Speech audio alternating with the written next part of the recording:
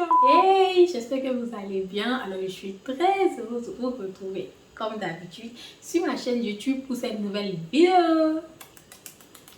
Aujourd'hui, on va se détendre, tranquille. J'ai prévu une petite story time pour vous, afin de vous raconter mon combat que j'ai eu à mener contre l'acné, histoire de partager avec vous mon expérience, parce que ça a été une période vraiment très difficile pour moi. Comment j'ai eu mon acné de façon rétentionnelle, comment j'ai pu lutter contre ça, tout ce qui s'est passé. Ça y est là, je vais tout vous raconter. Et de comment se comporter envers quelqu'un qui souffre d'acné. Mais avant de rentrer dans le vif du sujet, si tu es nouveau sur cette chaîne, n'hésite pas à t'abonner, à liker et à cliquer sur la cloche de notification pour être à l'affût de toutes les vidéos qui passeront sur cette chaîne.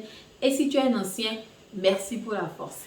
Et comme on le dit chez moi, quoi bon, bienvenue, let's go.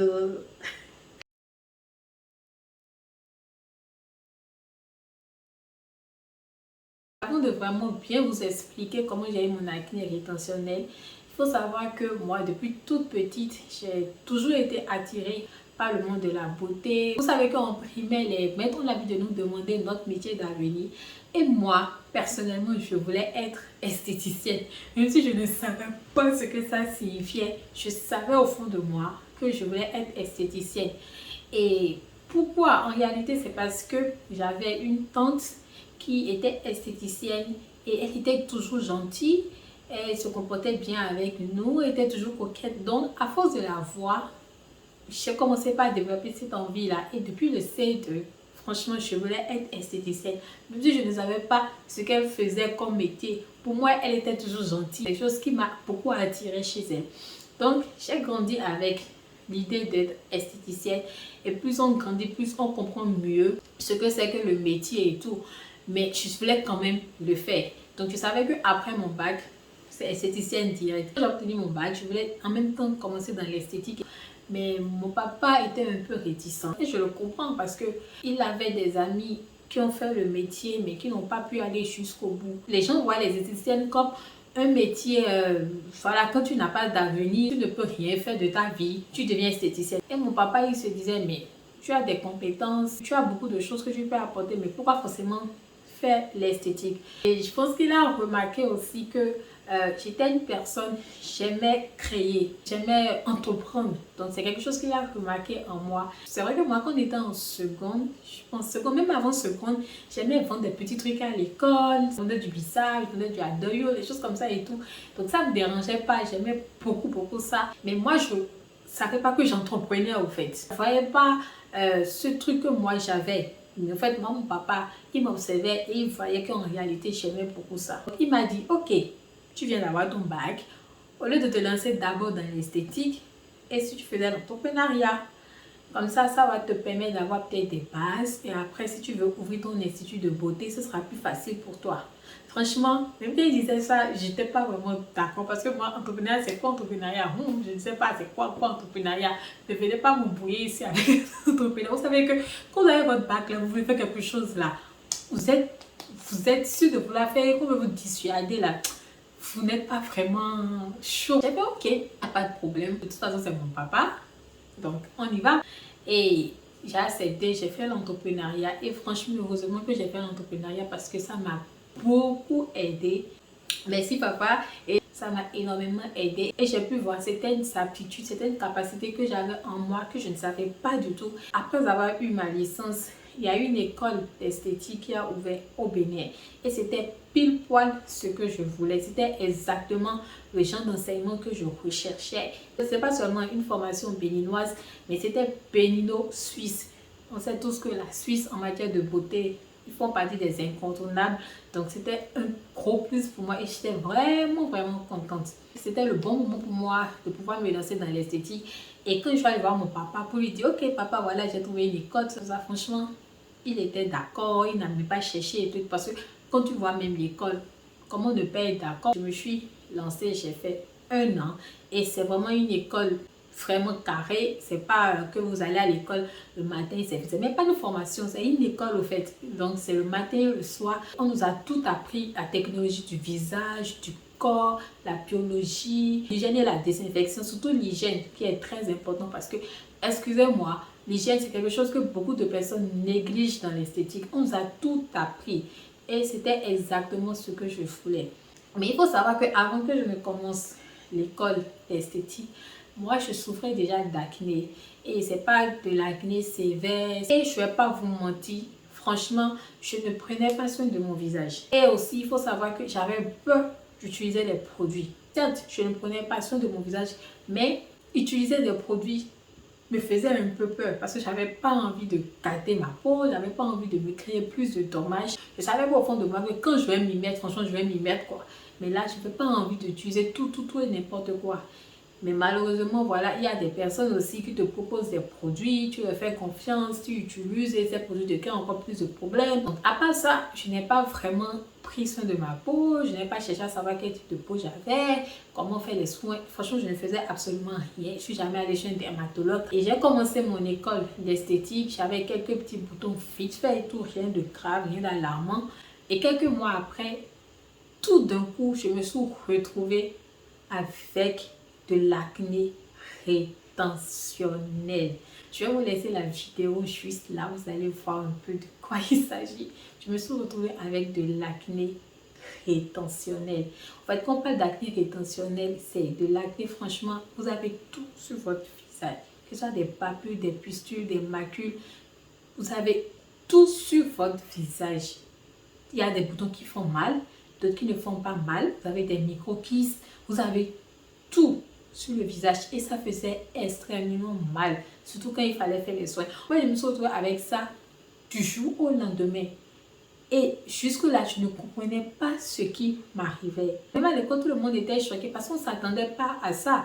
Et franchement, c'était trop compliqué pour moi. C'était vraiment trop compliqué pour moi. Je me suis dit, mais c'est quoi? Pourquoi? Qu'est-ce que j'ai fait? Pourquoi ça m'arrive?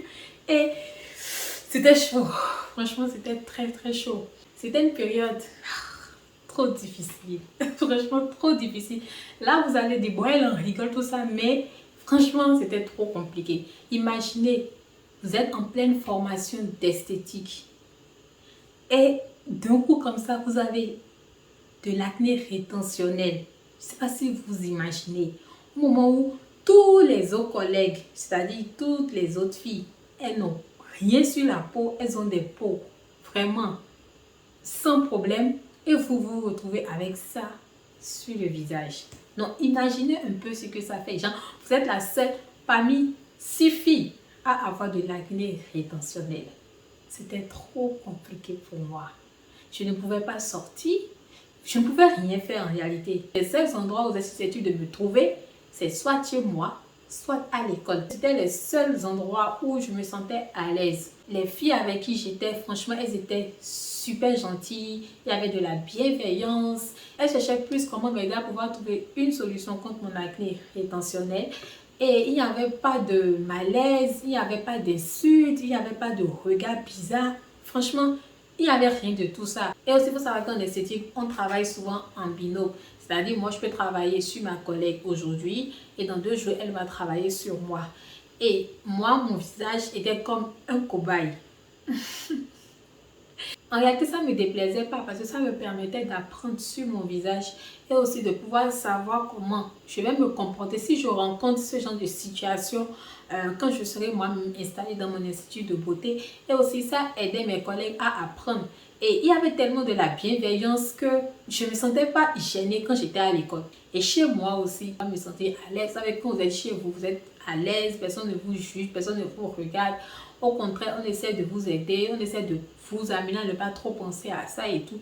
Donc, franchement, c'était les seuls endroits où je me sentais à l'aise. Ailleurs, je n'étais pas du tout à l'aise. Je vais encore vous mettre la photo pour que vous puissiez réellement voir de quoi je suis en train de vous parler. On appelle ça de l'acné rétentionnel.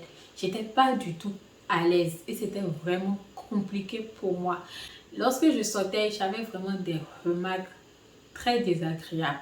Il y a un jour, j'ai rencontré une dame, je la connais nulle part, je ne l'ai jamais vue. Et je marchais et on s'est croisés. Elle m'a interpellée. Bonjour madame. J'ai dit oui, bonjour. Elle dit, en fait, j'ai des produits pour vous pour lutter contre vos boutons. Je l'ai regardée. Je lui ai dit, je suis esthéticienne. Merci. Elle a fait, ah, il a dit oui. Et je suis partie. Franchement, j'en rigole. Mais je vous jure que j'en ai pleuré. Ça m'a fait trop mal. Ça m'a fait trop mal. Je me suis dit, mais on ne se connaît pas. Tu me connais tout. Tu ne sais rien sur moi. Pourquoi tu m'arrêtes dans la rue comme ça et tu me dis que tu as un produit pour moi? Pourquoi? Je ne comprends pas. Est-ce qu'il y avait de la bienveillance? Je ne sais pas quel genre de... Je ne sais pas, excusez-moi, mais je ne comprends pas. Pourquoi? Pourquoi faire ça? On ne se connaît pas. Même si on se connaissait là. C'est ça qui t'intéresse, c'est mon visage qui t'intéresse ou bien ce que j'ai dans le cœur. Je ne comprends pas. Donc, je me suis dit, bref, il n'y a pas de problème. Un autre jour, j'étais tranquillement sur WhatsApp et tout. Ça veut dire que WhatsApp, parfois, avant sur WhatsApp, parfois tu peux suivre les chansons, vraiment t'en rendre compte. Moi, bref, je suivais seulement et tout. Et il y a une fille, je la connaissais pas aussi. Et elle, je me suis maquillée. Il faut savoir que bon, j'étais aussi coiffeuse artistique, donc je fais souvent des shootings photos, des choses du genre et tout. J'étais maquillée. Je poste ma photo tranquillement sur Snap. Il faut savoir que voilà, je m'étais déjà tartinée de maquillage. J'ai mis le filtre pour pouvoir camoufler et tout et tout. Parce que j'étais absente sur les réseaux. Je ne postais plus rien. Donc, comme j'étais maquillée, il y avait aussi les filles. J'ai posté ma photo tranquillement. La fille m'écrit, même avec le maquillage, on voit tes boutons.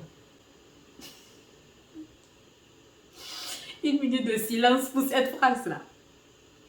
Franchement. Hein? En fait, je me rappelle fait de ce que je lui ai dit. J'aime pas la guerre, j'aime pas les fights, j'aime pas les embrouilles. Franchement, j'aime pas. Les choses qui, moi, ça me gêne. J'aime quand tout le monde est heureux, quand tout le monde est en paix. Donc, quand j'ai lu le message, je ne sais pas ce que je lui ai répondu. Franchement, jusqu'à présent, je ne me rappelle plus. Peut-être j'ai rien écrit. Peut-être je lui ai dit, c'est pas grave. Je ne me rappelle plus, franchement. Parce que la discussion n'a pas continué entre elle et moi. Mais je sais qu'après, je l'ai bloqué. Ah oui.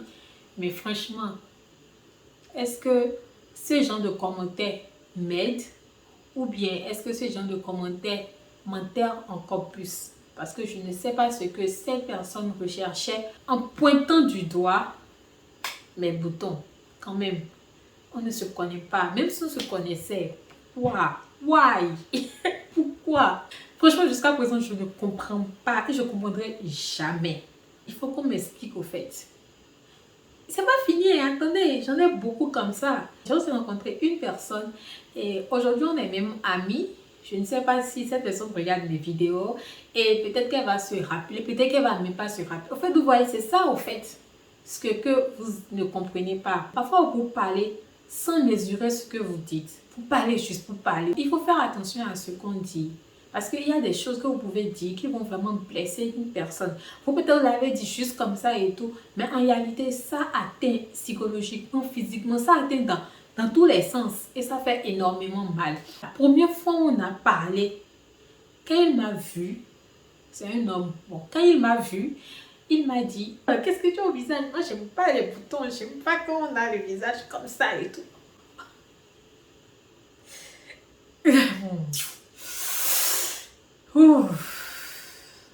C'est dur, hein? C'est vraiment dur et c'est vraiment triste au fait. Faut pas dire des choses comme ça. Franchement, j'étais choquée. Je suis rentrée chez moi. En plus que moi, je ne savais pas que j'avais vraiment honte de mon visage. J'étais vraiment stressée par mon visage, par le regard et tout. Avoir ce genre de commentaires devant des gens, tout ça, c'était vraiment trop pour moi au fait. Je suis rentrée chez moi, limite j'ai pleuré, ça m'a fait énormément mal. Pourquoi les gens sont obligés de toujours soulever nos défauts? Pourquoi on ne voit jamais tes qualités? Pourquoi on ne voit jamais ce que tu es capable d'apporter? Pourquoi c'est les défauts qui nous intéressent au prime abord? Pourquoi l'être humain réfléchit comme ça? C'est vrai qu'on n'est pas tous pareils, mais la majorité, pourquoi on réfléchit comme ça? C'est tellement grave, mais à chaque fois je me disais, ça va partir. La façon dont c'est venu là, c'est comme ça va partir. C'est pas éternel. Je devais vraiment trouver une solution. Et c'est à ce moment maintenant, j'ai dû consulter un dermatologue. Quand vous avez de l'acné et que c'est vraiment extrême, c'est toujours mieux d'aller voir un dermatologue. N'allez même pas chez l'esthéticienne. Franchement, certes, je suis esthéticienne, vous allez me dire, mais elle est esthéticienne, pourquoi il dit ça? N'allez même pas chez l'esthéticienne. Allez directement d'abord chez un dermatologue.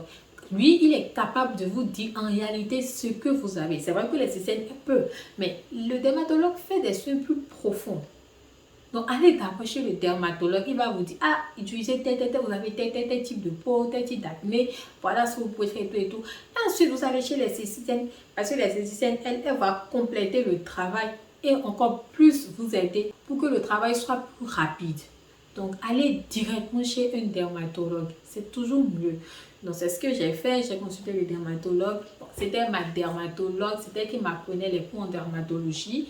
Je l'ai consulté, elle m'a prescrit des produits. Je préfère ne pas vous donner le nom de ces produits-là. En tout cas, il y avait un antibiotique, une crème. Ce qui a marché pour moi peut ne pas marcher pour vous.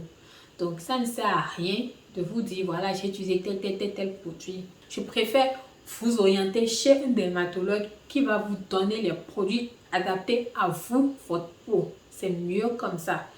J'ai utilisé les produits et de jour en jour, j'ai commencé par voir de l'amélioration jusqu'à ce que tout est parti. J'avais plus de boutons, j'avais plus rien.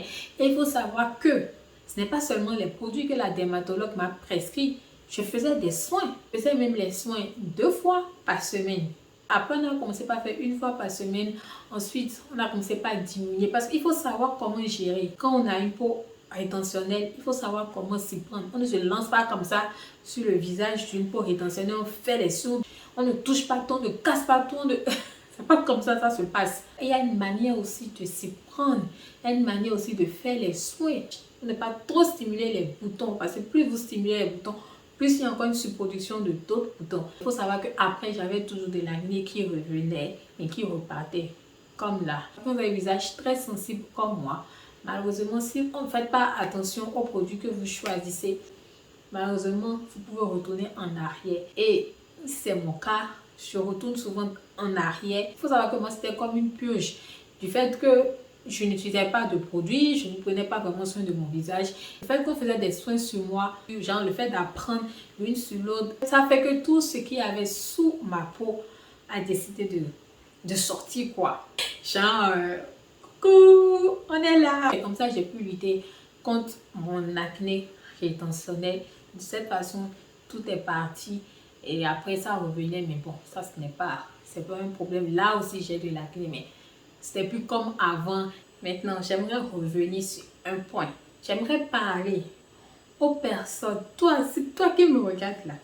Si tu ne souffres pas d'acné et que tu veux parler à une personne qui a de l'acné, sévère ou pas, s'il te plaît, il faut t'abstenir. Ah, Yemi, tu peux utiliser tel produit. Hein? Ah, Yemi, si tu utilises tel produit, là, ça va te marcher. Hein? Ah, Yemi, comment tu fais? Je ne comprends pas. Jusqu'à présent, je vous demande, je ne comprends pas. Ça ne sert à rien. La plupart des personnes qui ont de l'acné, elles souffrent. Quand vous ne connaissez pas les gens là, arrêtez de poser des questions. Ou même quand vous connaissez, même arrêtez. Elle lutte déjà contre ça. Les gens qui posent des questions là, il y a des questions que je ne comprends pas. Il faut qu'on m'explique. Des questions comme, comment tu as eu de l'acné? Excusez-moi, hein. L'acné là, si vous ne savez pas là, les gens à qui vous posez ces questions-là, s'ils ne sont pas capables de vous répondre, parce qu'ils ne peuvent pas vous répondre, moi je vais vous répondre aujourd'hui. Si vous voulez savoir comment la personne a eu de l'acné là, prenez votre téléphone, allez sur Google, appuyez comment on a de l'acné, vous aurez votre réponse. Ne posez pas ce genre de questions. Surtout quand vous n'avez aucun problème sur le visage. Pourquoi vous vous intéressez à comment on a de l'acné? Donc arrêtez avec ce genre de questions-là. C'est pas fini, hein. Il y a beaucoup de questions bizarres là, que les gens posent, là, que je ne comprends pas. Il y a des gens qui disent souvent, moi je n'aime pas les boutons. Qui aime les boutons? S'il vous plaît. Qui aime les boutons? Qui aime avoir de l'acné? Personne. Personne. Arrêtez. Malheureusement, c'est les gens qui font souvent des vidéos, les gens qui créent du contenu, qui ont souvent ce genre de réflexion. Ils ont des petits boutons. Le visage n'a rien. Le visage est propre. Ils ont des petits boutons. Oh, c'est quoi ça? Oh, j'ai des boutons. Oh, je déteste avoir les boutons. Oh, on sait. On sait que je déteste avoir les boutons. Mais nous, on veut au moins ton visage. C'est que ton visage là, nous-mêmes on a envie d'avoir, nous-mêmes on peut avoir ton visage là. Ah, c'est déjà bon. Donc s'il vous plaît, les gens qui vous suivent là, souvent c'est des personnes qui ont des complexes comme ça. Et quand à chaque fois vous dites, oh, j'ai des boutons. Oh, pourquoi j'ai des boutons? Oh, c'est quoi ça? Oh, je déteste avoir les boutons. Ah, les gens qui vous suivent là, ils vont se sentir comment? Je suis sûre que ceux qui ont des problèmes d'acné, qui regardent les vidéos, vont se dire, ah, regarde-moi, qu'est-ce que toi tu racontes? Est-ce que toi tu m'as vu? Toi tu n'as rien, tu te plains. Et moi qui ai beaucoup d'acné, je vais dire quoi? Certes, liberté d'expression, certes, chacun dit tout ce qu'il veut, mais il y a des petites choses, il faut faire attention. Pour des personnes qui te rencontrent, tu as de l'acné, ils n'ont rien sur le visage. Tu as des produits que tu peux utiliser, et si tu utilises ce produit-là, ça va te marcher. Tu es esthéticienne, tu es dermatologue. Ah, parce que je ne sais pas. Normalement, c'est l'esthéticienne ou le dermatologue qui peut prescrire des produits. Même l'esthéticienne, il y a des produits qu'une esthéticienne ne doit pas prescrire. Seule la dermatologue peut le faire. Pourquoi dire à une personne, ah, j'ai tel produit là qui peut te marcher? Vous ne pouvez pas faire abstraction de son acné. Vous ne pouvez pas faire abstraction de ces taches pigmentaires, parce que là je parle d'acné depuis, mais il y a aussi des taches pigmentaires. Ou, tu sais, si tu mélanges le citron avec tel produit, non, ça va te... pardon, arrêtez. Si toi aussi, tu n'as pas de problème de peau et que tu rencontres une personne qui a des problèmes de peau, ne lui pose aucune question. Fais comme si tu n'as même pas vu ses acnés. Ne lui pose aucune, ne lui demande même pas comment elle a eu ça, qu'est-ce qu'elle a mangé, comment elle a fait, quel produit elle utilise, est-ce qu'elle allait chez le dermatologue, est-ce qu'elle allait chez l'esthéticienne, est-ce qu'elle a fait ci, est-ce qu'elle a fait ça. Ne lui pose aucune question. Maintenant, si cette personne vous en parle, là d'accord. Parce qu'il faut savoir que quand on souffre d'acné et qu'on est au milieu des gens et tout, on les connaît pas, on est souvent gêné. Et pour pouvoir casser cette gêne-là, on se lance nous-mêmes directement. Franchement, j'essaie de faire partir les boutons, je fais tout, ça ne part pas. C'est une manière de pouvoir bien se poser. On lance la discussion avant de recevoir des remarques. À partir de ce moment-là, où elle lui dit, ah, ma chérie, moi je connais une esthéticienne, ah, moi je connais un dermatologue, c'est mieux, tu peux aller les consulter, peut-être ils vont t'aider et tout, ne t'inquiète pas. Ça ne définit pas qui tu es. Moi je t'aime, c'est pas grave, ça va partir. Qu'est-ce que ça vous coûte de dire ça? Elle n'aura même plus envie de vous laisser. Elle aura toujours envie de rester avec vous. Parce qu'elle va se sentir rassurée, elle va se sentir aimée. Elle va se dire, mais ah, cette fille, elle me comprend. Elle n'a même pas de problème de peau, mais elle me comprend. Donc faites plutôt ça. Ayez plutôt ce genre de rôle-là. Ne soyez pas ces personnes-là qui remarquent des défauts, qui lancent des pics, qui parlent pour parler. S'il y a des gens avec qui vous avez peut-être eu ce genre de propos, n'hésitez pas à les appeler. Aujourd'hui, c'est dimanche. Vous êtes à la maison tranquille, vous avez peut-être fini de regarder ma vidéo. N'hésitez pas à les appeler, leur dire, ah, ma chérie, ah, mon cher, si la dernière fois, mes propos que j'ai envers toi concernant ton acné t'ont peut-être dérangé, excuse-moi, c'était pas du tout mon objectif. Moi, j'essayais peut-être d'être bienveillante, d'être gentille, de bien te conseiller. Et ce n'est pas dans ce cas, ne le faites pas. Donc c'est la fin de la vidéo, j'espère qu'elle te plaira et n'hésite pas à regarder mes anciennes vidéos sur le soleil et la peau noire, sur comment aussi avoir une routine de peau efficace. Et on se retrouve très bientôt pour une nouvelle vidéo. Prends soin de toi. Bye!